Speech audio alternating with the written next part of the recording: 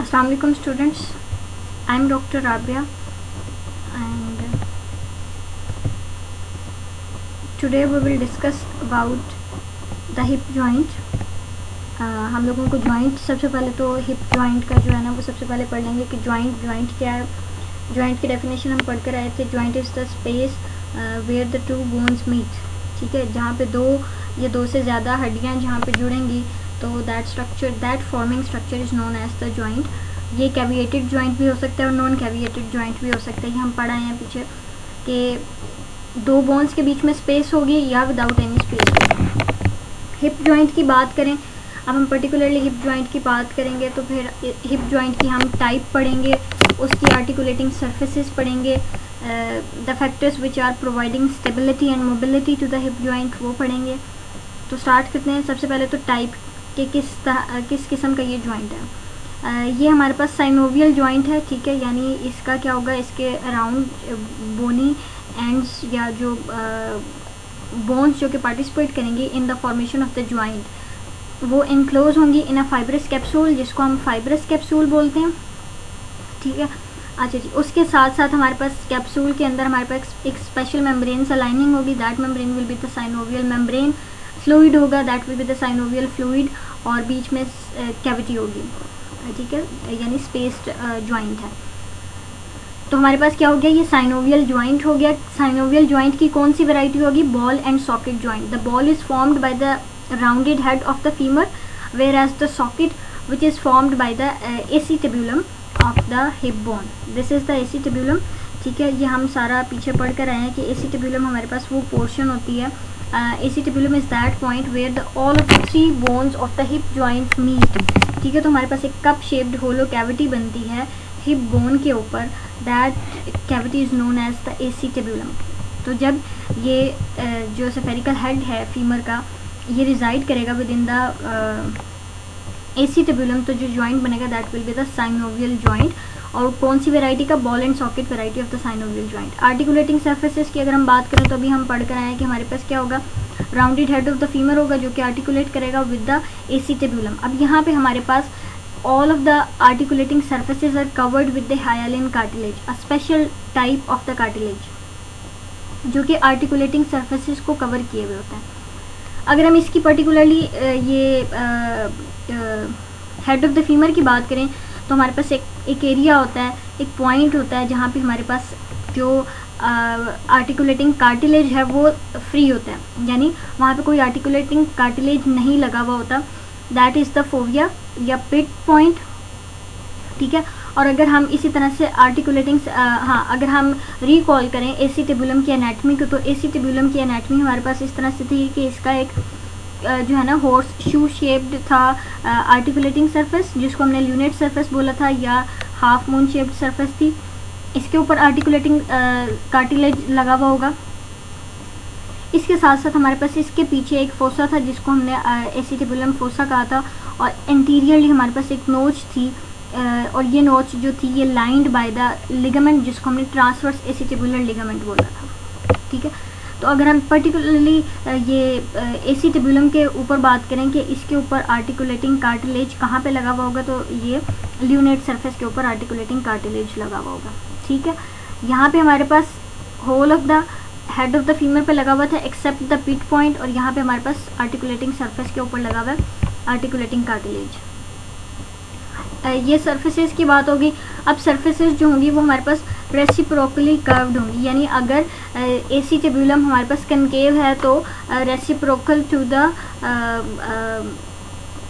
Concave surface जो होगी वो हमारे पास कौन सी होगी, the head of the femur. Stability जो है वो हमारे पास हिप जॉइंट जो है having a unique degree of stability and the mobility. ये स्टेबिलिटी या मोबिलिटी जो है किन किन फैक्टर्स पर डिपेंड करती है, वो हमारे पास सबसे पहले तो ये आता है कि depth of the acetabulum and narrowing of its mouth by the acetabular labrum. अब हमें पता है कि हमारे पास जो एसीटेबुलम है उसकी डेप्थ किस तरह से, एसीटेबुलम हमारे पास एक कैविटी है और उसके कैविटी के ऊपर ये कैविटी की जो मार्जिन्स हैं वो उसको फर्दर जो है ना वो डीप करती है। एक रिंग आके उसके ऊपर लग जाती है, उस रिंग को हमने क्या बोला है, एसीटेबुलर लेब्रम बोलेंगे। जैसे हम बिल्कुल शोल्डर जॉइंट के ऊपर पढ़ कर आए थे कि जो स्कैपुला के ऊपर जो स्कैपुलर कैविटी थी उसके ऊपर हमारे पास एक रिंग लगी हुई थी, वो रिंग जो थी उस कैविटी को जो है ना वो डीप कर रही थी। तो इसी तरह से ये जो हमारे पास एसीटिब्युलर कैविटी है उसके ऊपर भी रिंग लगी हुई होगी, और ये दोनों फैक्टर्स जो हैं वो हमारे पास क्या प्रोवाइड करेंगे, एक एडिशनल स्टेबिलिटी प्रोवाइड करेंगे to the hip joint. Tension and strength of the ligament की बात करें तो ये हमारे पास जो होंगी वो क्या प्रोवाइड करेंगी, दोनों चीज़ें, stability to the hip joint. Surrounding muscles जो होंगे उनकी स्ट्रेंथ प्रोवाइड करेगी। Length and obliquity of the neck of the femur. अब अगर आप लोगों को फीमर याद हो तो फीमर की जो ये नेक है ये मतलब लंबी होती है, ठीक है। इसकी लेंथ और इसकी ऑब्लिक किस एंगल पे जो है ना ये हेड के साथ जुड़ी हुई है। Both these factors provide contribution to the जो स्टेबिलिटी है ऑफ द हिप जॉइंट, उसको स्टेबिलिटी प्रोवाइड करेंगे ये दोनों फैक्टर्स के। एक तो इसकी लेंथ कितनी है नेक की, और दूसरा इसका हेड के साथ क्या एंगल बनेगा। अभी आप आगे थोड़ी देर में एक कंडीशन भी पढ़ेंगे जो कि इस एंगल की ऑल्टरेशन की वजह से होगा। The other point is the atmospheric pressure. अब यहाँ पे वो कहते हैं कि it is possible because of the fact that the femur has a long neck which is narrower than the equatorial diameter of the head, ठीक है। कि जो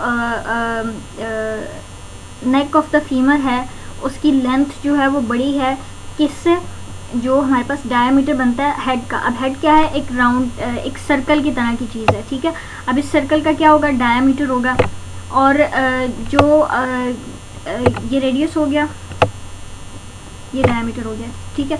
अच्छा जी, अब वो क्या कह रहा है, वो ये कह रहा है कि हमारे पास जो लेंथ ऑफ द नेक होगी वो क्या है, नैरो है then the diameter of the head of the femur, ठीक है। ये फैक्टर भी जो है वो क्या करता है, कंट्रीब्यूट करता है स्ट्रेंथ प्रोवाइड करने में। ये हमारे पास उसने प्रॉपर एक एसिटिबुलम का स्ट्रक्चर बताया हुआ है। ये हमारे पास ल्यूनेट सरफेस है, ठीक है, और इसके नीचे यहाँ पे जो है फोसा होगा, ठीक है। यानी अब ये एक एडिशनल एक चीज़ आ गई है ना, एक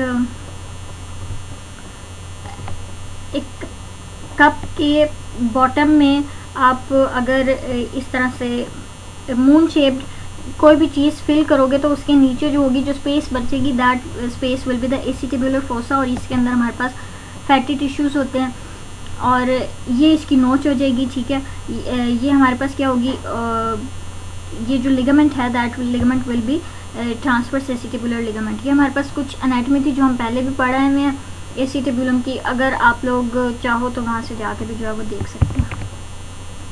अब हम बात करते हैं लिगामेंट्स की, कि इस जॉइंट के अंदर कौन कौन से लिगामेंट्स आते हैं। सबसे पहले तो फाइब्रस कैप्सूल होगा, फिर आपने तीनों हिप बोन्स को जो है ना वो फेमरल बोन के साथ या फीमर के साथ जो अटैच कर दोगे और उसका लिगामेंट साथ लगा दोगे, यानी इलियोफेमरल लिगामेंट, ट्यूबोफेमरल लिगामेंट और इस्टियोफेमरल लिगामेंट।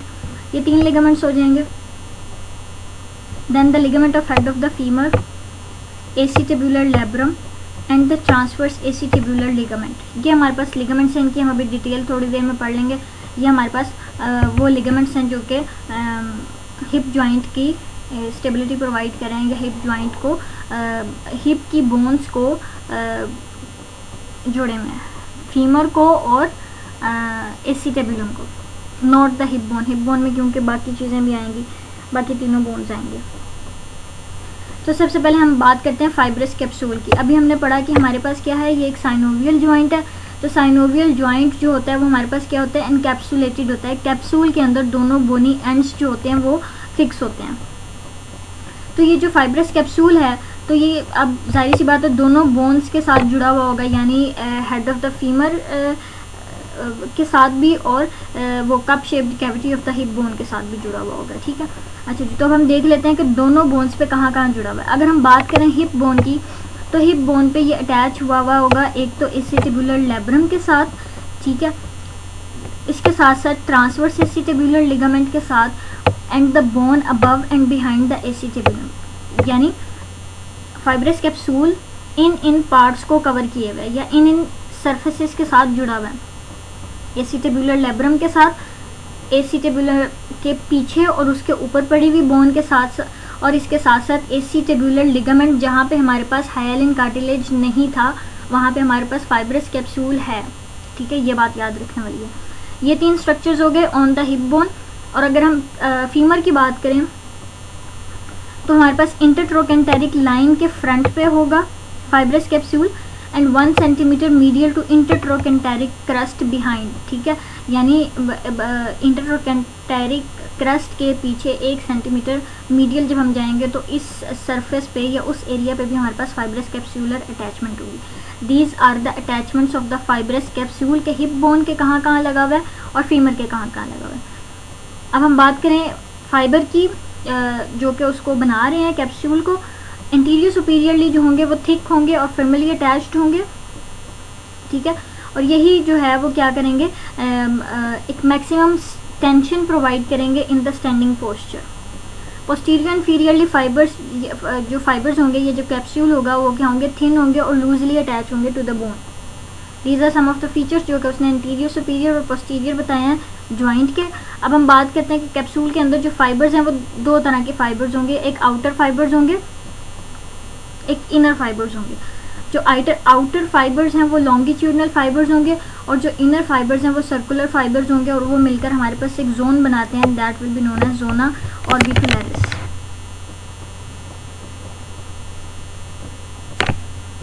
ये हमारे पास फाइब्रस कैप्सूल है कि हमने भी बताया कि हमारे पास फाइब्रस कैप्सूल किस तरह से इस सारे स्ट्रक्चर को जो है वो कवर किए हुए होगा।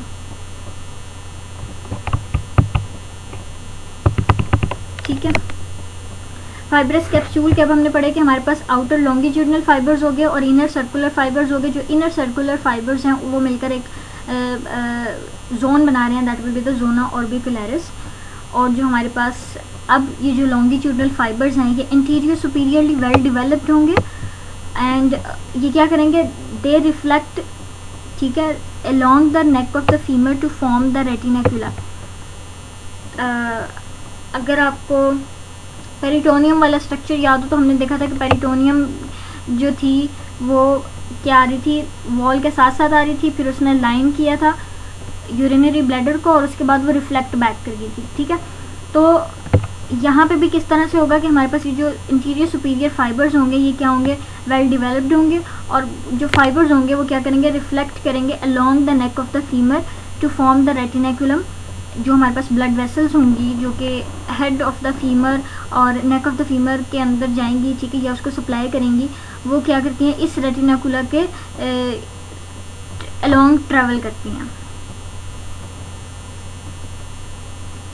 Synovial membrane lines the fibrous capsule, the intracapsular portion of the neck of the femur, both the surfaces of the acetibular labrum and the transverse ligament and the fat in the acetibular fossa। अच्छा जी, अब वो बता रहा है कि हमारे पास ये जो साइनोवियल मेम्ब्रेन है ये किसके स्ट्रक्चर के अराउंड होगी। सबसे पहले तो हमारे पास क्या होगी, पूरे फाइब्रस कैप्सूल को करेगी, इंट्रा कैप्सूलर पोर्शन को करेगी, ठीक है, of the neck of the femur, acetabulum की दोनों आर्टिकुलेटिंग और नॉन आर्टिकुलेटिंग सर्फेसेस को करेगी, ट्रांसवर्स लिगामेंट को करेगी और जो फोसा के अंदर फैट पड़ा हुआ है उसको लाइन करेगी। ये वो स्ट्रक्चर्स हैं जिनको साइनोवियल मेम्ब्रेन जो है वो लाइन करी है। It also invest the round ligament of the head of the femur. अभी हम थोड़ी देर में जो लिगामेंट है ये पढ़ लेंगे जो कि कनेक्ट करता है between the two bony ends या between the two bones or forming the hip joint। The next feature of the hip joint is that कि जो हमारे पास hip joint की cavity है वो communicate करती है with the help of a bursa।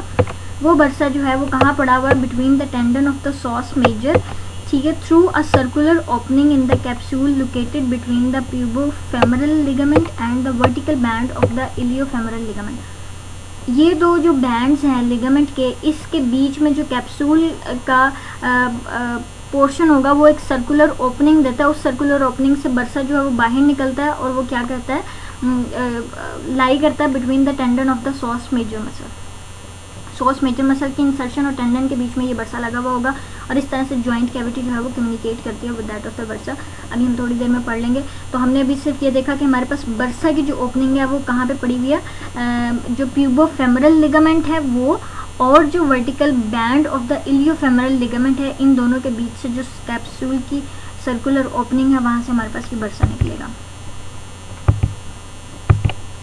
अगर आप यहाँ पे देखें तो यहाँ पे हमारे पास बरसा निकल रहा है प्यूबोफेमरल और हमारे पास इलियोफेमरल लिगामेंट के बीच में से हमने कहा था कि हमारे पास बरसा निकल रहा है और ये बरसा जो है वो क्या करता है, सेपरेट करता है या सॉस मेजर की लाइनिंग करता है। ठीक है, सॉस मेजर मसल के इंसर्शन के कुशनिंग के तौर पर काम करता है।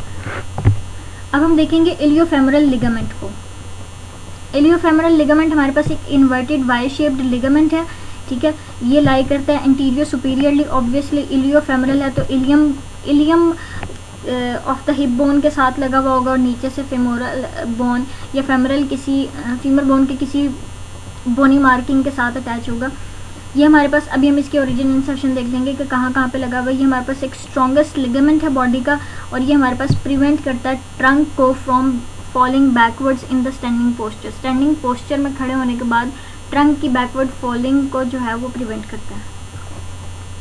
लिगामेंट जो है वो ट्राइएंगुलर इन शेप है। ट्राइएंगुलर इन शेप है तो इट मीन्स इसकी एपेक्स जो होगी वो हमारे पास कहाँ पे लगी हुई होगी, एपेक्स जो होगी वो हमारे पास अटैच होगी to the lower half of the interior inferior iliac spine. Anterior inferior iliac spine के लोअर हाफ पे इस लिगामेंट की जो है वो एपेक्स अटैच होगी, जबकि बेस जो होगी वो क्या होगी, इंटरट्रोकेंटेरिक लाइन को फेस करी होगी। इसके 3 फाइबर्स हैं, अपर फाइबर्स, मिडिल फाइबर्स और लोअर फाइबर्स। अपर फाइबर्स जो हैं वो ऑब्लिक होंगे और वो एक थिक और स्ट्रॉन्ग बैंड बनाएंगे, जबकि लोअर फाइबर्स जो हैं वो भी थिक और स्ट्रॉन्ग बैंड बनाएंगे but they will be vertical in shape और उसने उसकी एक फीचर बताया कि they will be thick and strong, जबकि हमारे पास जो मिडल फाइबर्स होंगे वो थिन होंगे और वीक होंगे। The next ligament is the pubofemoral ligament. नाम से ही पता चल रहा है हमारे पास प्यूबिक बोन और फेमरल बोन के साथ जो होंगे वो अटैच होंगे। लोकेशन की बात करें तो क्या होंगे, प्यूबस हमारे पास इंफीरियर पड़ी हुई होती है लेकिन क्या होती है, इंटीरियर होती है। तो इंफीरियर मीडियल हमारे पास जॉइंट के जो होगा वो पड़ा हुआ होगा, यानी supports the joint inferior medial, और ये हमारे पास क्या होगा, प्यूबस और फेमरल के साथ जो है वो जुड़ा हुआ होगा। इलियोफेमरल की तरह हमारे पास ट्राइएंगुलर इन शेप होगा, तो हमारे पास सुपीरियरली ये अटैच होगा इलियोप्यूबिक एमिनेंस के ऊपर, obturated crest and the obturator membrane. Inferiorly जो होगा वो ये मर्ज करेगा with the interior inferior part of the capsule and with the lower band of the femoral iliofemoral ligament. ये उसने उसकी इन लिगामेंट्स की ओरिजिन और इंसर्शन बता दी है कि किस किस तरह से जो है ये जुड़े हुए होंगे। इलियोप्यूबिक एमिनेंस, प्यूबिक क्रस्ट, ठीक है, यहाँ से ये ओरिजिनेट कर रहा था और इन्फीरियरली ये अटैच हुआ था with that of the fibrous capsule. ये हमारे पास वाई शेप्ड इलियोफेमरल लिगामेंट है जो कि lower half of the interior inferior iliac spine से जो है इसकी एपेक्स थी, जबकि इसकी बेस की बात करें तो ये क्या है, इंटरट्रोकेंटेरिक जो है वो लाइन ऑफ द फीमर पे लगा हुआ था। ठीक हो गया, ये हमारे पास लिगामेंट्स हो गए। अब हम पढ़ेंगे इस्चियोफेमरल लिगामेंट। इस्चियोफेमरल लिगामेंट है तो ये हमारे पास क्या होगा, इस्चियम और फीमर के बीच में कनेक्टिंग होगा। ठीक है, और ये क्या है कि ये कंपैरेटिवली वीक लिगामेंट है, पोस्टीरियरली जॉइंट को कवर करता है। इसके फाइबर्स जो होंगे वो ट्विस्ट करेंगे और एक्सटेंड करेंगे इस्चियम से लेकर acetabulum, from ischium to the acetabulum. ठीक है, और ये क्या है, जोना ऑर्बिकुलरिस बनाएंगे। Some of these are attached to the greater trochanteric muscle, greater trochanter of the femur के साथ। ये हमारे पास इस्चियोफेमरल लिगामेंट है जो हमने कहा कि हमारे पास कहाँ से निकल रहा है, इस्चियम से। ठीक है, और हमारे पास ये क्या करेंगे, ट्विस्ट करेंगे और ये अटैच होंगे to the some of the some इसके फाइबर जो होंगे वो ग्रेटर ट्रोकेंटर के साथ भी अटैच होंगे। अगला हमारा है the round ligament of the head of the femur. ठीक है, इस लिगामेंट का दूसरा नाम लिगामेंटम टेरिस भी है। ये हमारे पास फ्लैट एंड ट्राइएंगुलर लिगामेंट होगा। इसकी एपेक्स जो होगी वो फोविया या पिट ऑफ आपके जो फीमर के ऊपर जो ओपनिंग थी जो कि हायालिन फ्री थी, कार्टिलेज जिसके ऊपर नहीं था, वहाँ पे ये अटैच होगी और उसकी जो बेस होगी वो कहाँ पे होगी, to the transverse ligament and the margins of the acetabular notch. अब अगर आप यहाँ पे देखें तो हमारे पास ये था जो हायालिन फ्री था, जिसको हमने पिट बोला, ठीक है, या फोविया कैपिटस बोला। हायालिन यहाँ पे नहीं है कार्टिलेज। अब यहाँ पे क्या है, लिगामेंट है, जो जिस लिगामेंट को हमने बोला the ligament of head of the femur, ठीक है। ये क्या कर रहा है, ये भी हमारे पास एक ट्राइंगुलर लिगामेंट होगा। इसकी जो एपिक्स होगी वो फीमर के साथ होगी, जबकि जो बेस होगी वो हमारे पास किसके साथ होगी, ये हमारे पास पिट फोविया है, जहाँ पे हमारे पास लिगामेंट लगेगा, ठीक है। ये यहाँ पे इसकी एपिक्स होगी और ये हमारे पास वो ये एसिटिबुलर नोच हो गई, और इसके बीच में हमारे पास जो लिगामेंट होता है ट्रांसवर्स लिगामेंट, तो इस जो लिगामेंट की बेस है वो यहाँ पे फेस करेगी। ये हमारे पास हो गया राउंड लिगामेंट, ठीक है। और अब हम देखते हैं कि ये हमारे पास क्या होता है, it may be very thin और इवन एब्सेंट। ये बेसिकली क्या काम करता है, ये ट्रांसमिट करता है आर्टरीज को to the head of the femur from the acetabular branches of the obturator and medial circumflex femoral artery, यानी जोन सी आर्टरीज ने हेड ऑफ द फीमर के अंदर जाना है उनको इस लिगामेंट से पास करना है। The next is acetabular labrum. अभी हमने पढ़ा कि हमारे पास क्या है, फाइब्रोकार्टिलेजिनस रिंग होती है जो कि मार्जिन ऑफ एसिटिबुलम के ऊपर लगी हुई होती हैं।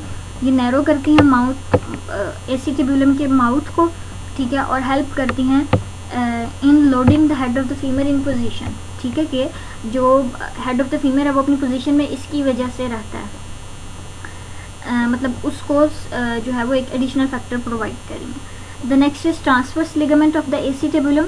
ये हमारे पास क्या होता है, is a part of acetabular labrum which bridges the acetabular notch. The notch is converted into the foramen which transmits the acetabular vessels and nerves to the joint.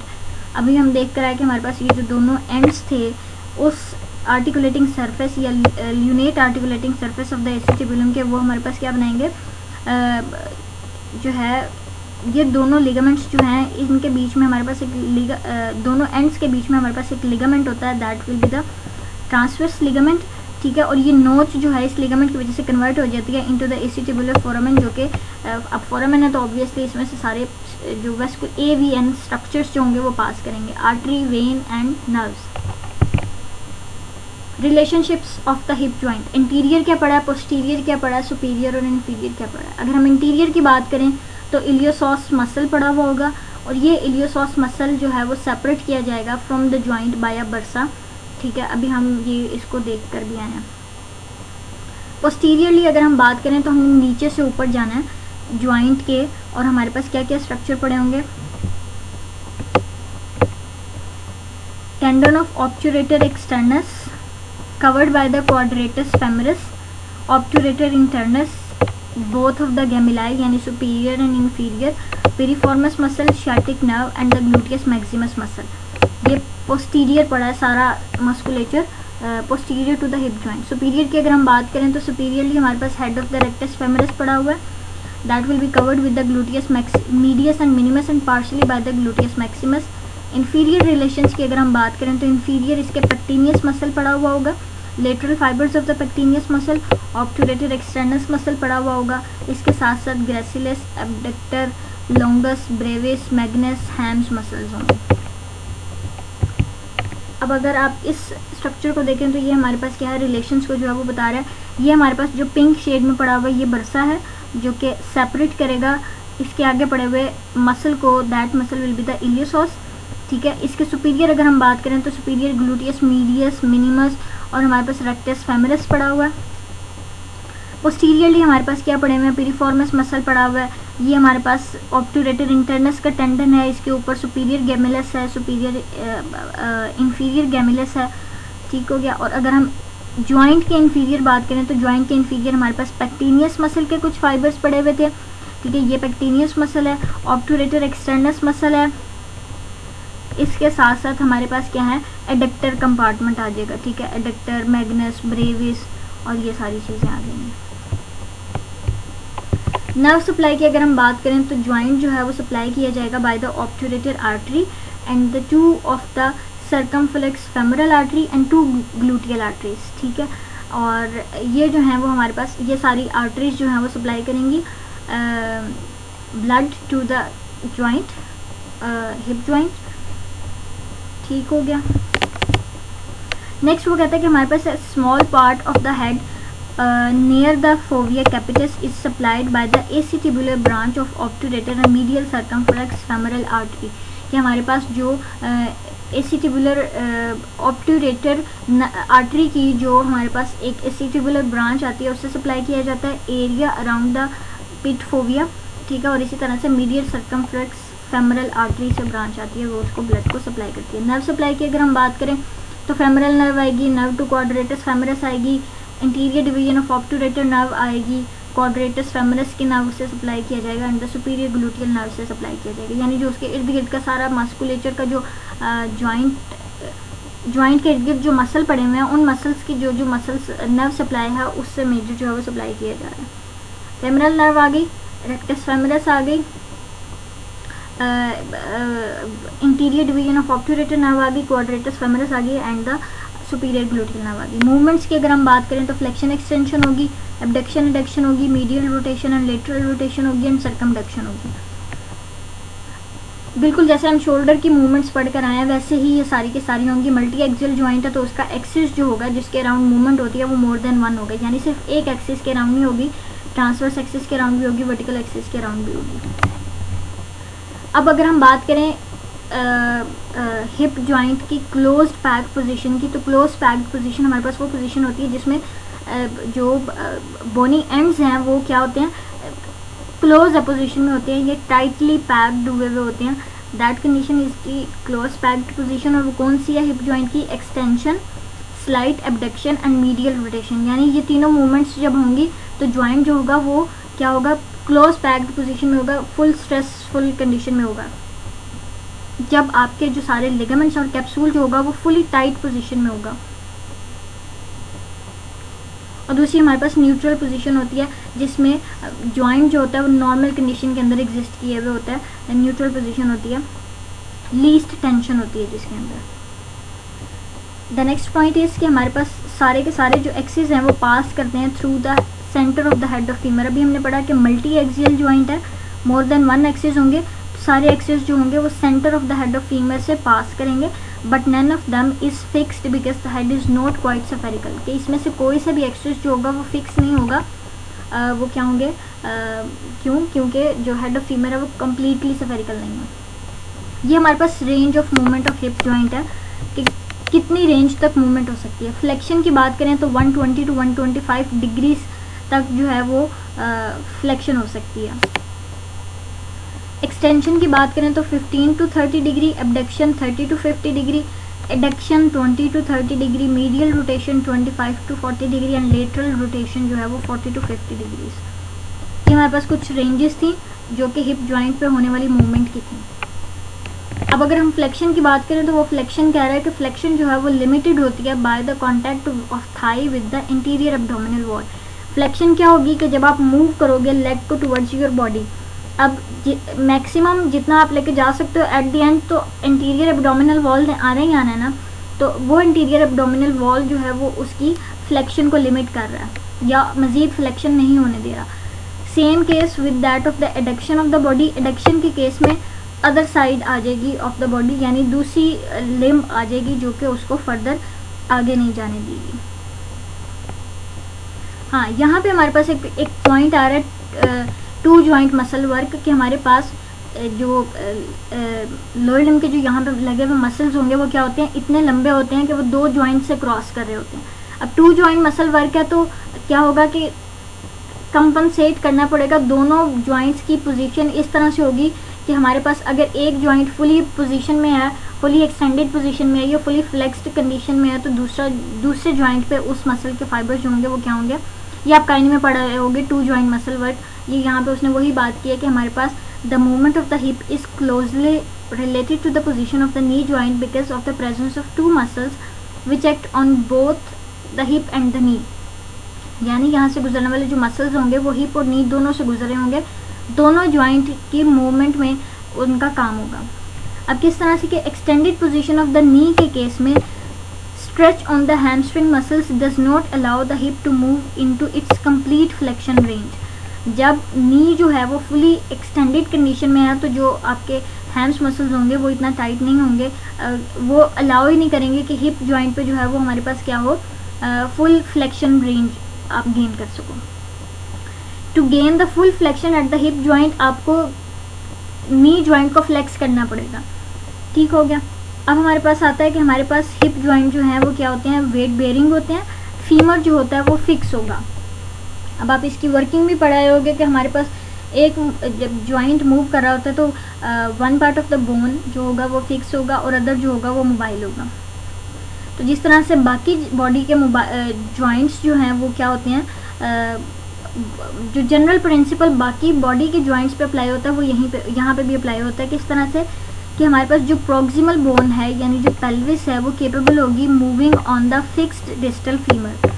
जो डिस्टल पार्ट होता है वो फिक्स होता है, जो proximal part होता है वो मोबाइल होता है। तो यहाँ पे भी यही है कि जो डिस्टल पार्ट यानी जो फीमर है वो फिक्स होगी और आपकी जो पेल्विक कैविटी है ऊपर पड़ी हुई वो क्या होगी, that will be able to move in any of the movement.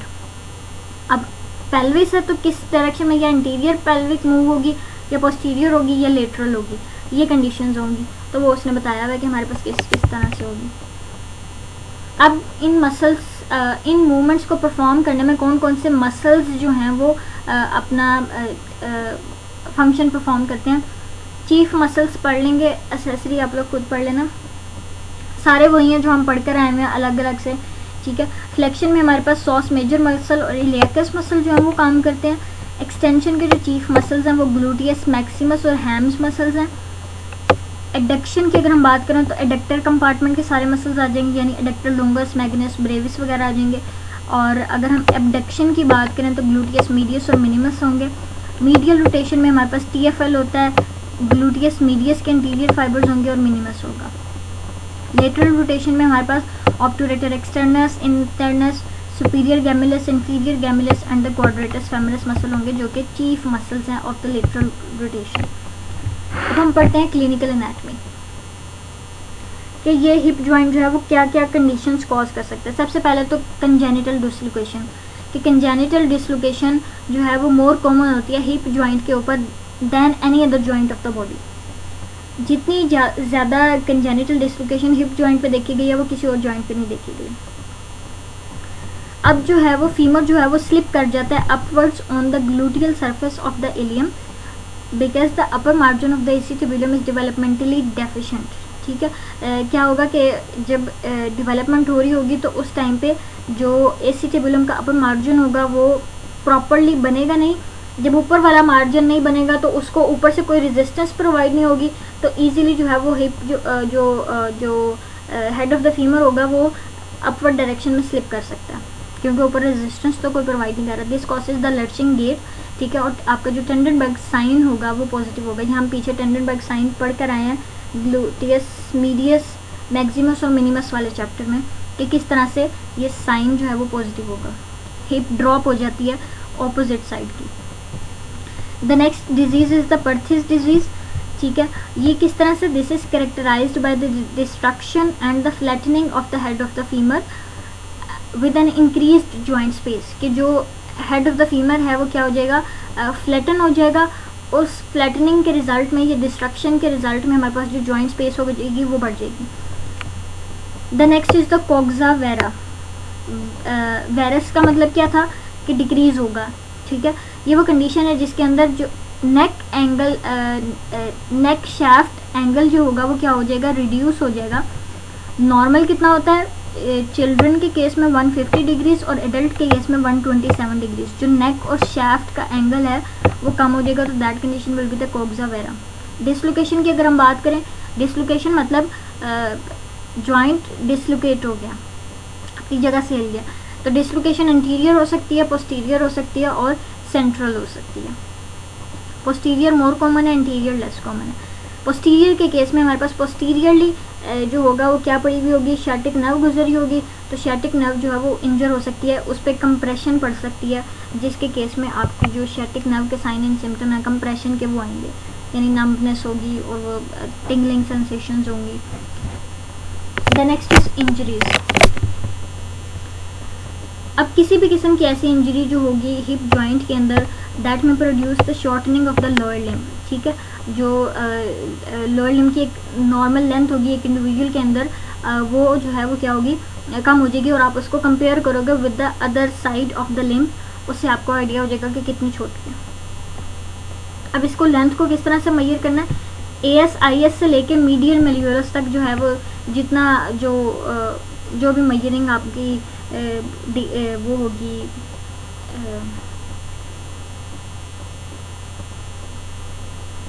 Degrees में करोगे या किसी भी और यूनिट में करोगे, यूनिट जो भी मेजरिंग यूनिट होगा उसमें आप कर लोगे।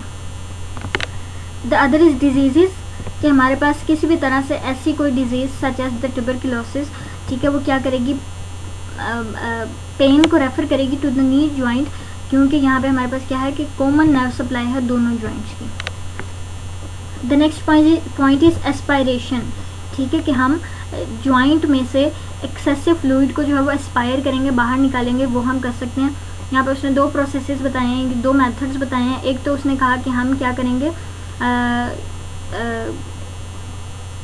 नीडल को पास करेंगे 5 सेंटीमीटर बिलो द AS-IS, ठीक है, किस डायरेक्शन में, upward, backwards and medially needle की डायरेक्शन होगी। इसी तरह से हम एस्पायर कर सकते हैं फ्रॉम द साइड, ये हमने क्या किया, in front of the interior superior leg spine से 5 सेंटीमीटर बिलो। इसी तरह से हम साइड से भी कर सकते हैं, नीडल को कहाँ से करेंगे, posterior edge of the greater trochanter से पास करेंगे, और उसकी डायरेक्शन जो होगी वो क्या होगी, अपवर्ड्स एंड मीडियली, ठीक हो गया, parallel with the neck of the femur, जैसे जैसे नेक ऑफ द फीमर होगी वैसे वैसे आपने उसको लेकर जाना है। अब हम यहाँ पे लिखा हुआ है कि हमारे पास एक जो है वो हिप जॉइंट का ये कि जो सर्टन डिजीजेज होती हैं जो एक सर्टन एज के साथ जो है वो हम कोरिलेट कर सकते हैं। फॉर एग्जांपल जो हमारे पास 5 इयर्स बिलो जो कंडीशंस आएंगी वो कंजेनिटल डिसलोकेशन या ट्यूबरकुलोसिस होगा, यानी ये कंडीशंस या ये डिजीजेस जो होंगी वो पेन की हिप जॉइंट की पेन या हिप जॉइंट की कॉम्प्रोमाइज्ड रेंज ऑफ मूवमेंट के साथ एसोसिएटेड होंगी। अगर तो वो आ रही है below between the 5 and 10 years तो वो पर्थीस डिजीज़ की वजह से हो सकता है, 10 to 20 जो होगा वो कोक्सा वेरा की वजह से होगा, and between the 40 years above the 40 जब आप चले जाएंगे तो ऑस्टियोआर्थराइटिस की वजह से हो सकता है। अर्थराइटिस के केस में जो हिप जॉइंट की पोजीशन होगी वो partially flexed, abducted and laterally rotated होगी। The next point is fracture. Fracture के अब हमारे पास क्या है, किस किस जगह से जो है ना वो लोकेशन ऑफ फ्रैक्चर की बात हो रही है कि हमारे पास नेक ऑफ फ्रैक्चर जो है वो सब कैपिटल भी हो सकता है, ट्रांस सर्वाइकल भी हो सकता है, और हमारे पास बेजल भी हो सकता है। सब कैपिटल जो होगा वो जस्ट नियर द हेड होगा, यानी हेड के जैसे ही नीचे नेक आएगी तो नेक के स्टार्ट में ही जो अगर फ्रैक्चर होगा तो उसको हम सब कैपिटल बोलेंगे। सर्वाइकल जो होगा वो मिडल में होगा, और इसी तरह से बेजल जो होगा वो नियर द ट्रोकेंटर्स होगा फ्रैक्चर, यानी डिफरेंट साइड्स ऑफ फ्रैक्चर का उसने डिफरेंट जो है ना वो नाम दे दिया। अब जो रेटिनेकुलर आर्टरीज होती हैं, अगर कोई सा भी फ्रैक्चर जो हो इन आर्टरी के साथ एसोसिएट हो या इन फ्रैक्चर की वजह से इन आर्टरीज को डैमेज हो जाए तो फिर हमारे पास एवेस्कुलर नेक्रोसिस हो जाएगा हेड का। ये जो रेटिनेकुलर आर्टरीज का टियर या रप्चर है या डैमेज है, ये हमारे पास सब कैपिटल फ्रैक्चर के केस में ज़्यादा होता है और लीस्ट होता है इन द बेजल फ्रैक्चर्स, ठीक है। यानी जितना जितना आप क्लोज जाएंगे, जहाँ पे हमारे पास सारा हेड के पास नर्व्स का गुच्छा होगा, जितना क्लोज उसके होगा वहाँ पे ज़्यादा चांसेस होंगे आर्टरीज के डैमेज होने के। जितना आप उस वेस्कुलेचर के नीचे आते रहेंगे उतना हमारे पास चांसेस कम होगा टू द डैमेज। अच्छा जी, between the age of 40 and 60 जो है वो हमारे पास ज़्यादा कॉमन फ्रैक्चर की एज है, ठीक है। अच्छा जी, ट्रोकेंटेरिक फ्रैक्चर में भी इंटरट्रोकेंटेरिक यानी दोनों ट्रोकेंटर्स के बीच में हो सकता है, ठीक है, या सब ट्रोकेंटेरिक बिलो द ट्रोकेंटर हो सकता है। अब ये ट्रोकेंटेरिक फ्रैक्चर्स का भी बताया कि उसने या तो इंटरट्रोकेंटेरिक होगा या सब ट्रोकेंटेरिक होगा, और ये हमारे पास यंग एडल्ट्स के केस में होगा जहाँ पे वायलेंट इंजरी एसोसिएटेड होगी, जो आपको मैकेनिज्म ऑफ इंजरी के बारे में बताएगी। कि अगर इस तरह से इंजरी हुई है तो ये पॉसिबिलिटी हो सकती है कि यहाँ पे फ्रैक्चर हुआ हो और इस तरह का फ्रैक्चर हुआ हो। The next is the Shenton's line. ये हमारे पास वो एक एक्सरे पिक्चर में हमारे पास एक लाइन आती है, एक कर्व आती है जो कि हमें बताती है कि positioning of the hip joint की बताती है कि प्रॉपर सही से पड़ा हुआ। अब ये लाइन क्या है, ये कंटिन्यूस कर्व है जो कि बनती है upper border of the obturator foramen and the lower border of the neck of the femur से बनती है। ये हमारे पास नेक ऑफ द, जब आपका फीमर का फ्रैक्चर होगा तो ये लाइन जो होगी वो एबनॉर्मल होगी। अब अगर हम यहाँ पे देखें तो ये जो डॉटेड लाइन है ये हमारे पास क्या है, ये शेंटन्स लाइन है। ये हमारे पास प्रॉपर पोजीशनिंग ऑफ द जो हिप जॉइंट है उसको बताती है। जब आपका नेक ऑफ फ्रैक्चर हो जाएगा तो ये लाइन ख़त्म हो जाएगा, वो हो जाएगी, प्रॉपर बनेगी नहीं इस तरह से। अब ये हमारे पास नेक और उसका एंगल है, ठीक है। ये हमारे पास क्या है, neck shaft angle, head neck angle, ठीक है। ये क्या है, नॉर्मल एज में नॉर्मल एंगल ये दिखाया हुआ है जो कि मिडिल में है। अब एक ये लाइन ड्रॉ की हुई है, ठीक है, और ये हमारे पास एक्सिस का पॉइंट है, ठीक है, यानी यहाँ से हमने एंगल की मेजरमेंट करनी है। This will be the normal angle, यहाँ से यहाँ तक जो होगा, ठीक है। अब अगर कॉक्सा वेरा के केस में ये एंगल कम हो गया, यानी ये लाइन जो होगी ये नीचे आ जाएगी, आपका हेड जो है वो इस डायरेक्शन में जाएगा, ठीक है। अब ये जो एंगल बनेगा, जो नया एंगल होगा वो यहाँ वाला होगा जो मैंने अब ड्रॉ किया। और इसी तरह से हमारे पास एक कॉक्सा वेल्गस कंडीशन आती है जिसमें एंगल जो होगा वो क्या होगा, इंक्रीज हो जाएगा, इसमें एंगल जो है वो क्या हो जाएगा, बढ़ जाएगा, और हेड ऑफ द फीमर की जो पोजीशन होगी, ये डायरेक्शन होगी, वो इस तरह से होगी। ये हमारे पास फ्रैक्चर्स थे नेक के। ये हमारे पास सब कैपिटल फ्रैक्चर था जो कि जस्ट बिलो द हेड था, ठीक है। उसके बाद हमारे पास ट्रांस सर्वाइकल था जो कि मिडिल में था, और इसी तरह से हमारे पास एक बेसल था और जो कि एंड पे होगा। इसी तरह से हमारे पास ट्रोकेंटेरिक, इंटर ट्रोकेंटेरिक और सब ट्रोकेंटेरिक फ्रैक्चर्स थे। ये था हमारा हिप जॉइंट। आई होप आपको सब कुछ समझ आ गया होगा। जो नहीं समझ आएगा वो मुझसे पूछ लीजिएगा। Thank you so much. अल्लाह हाफिज़।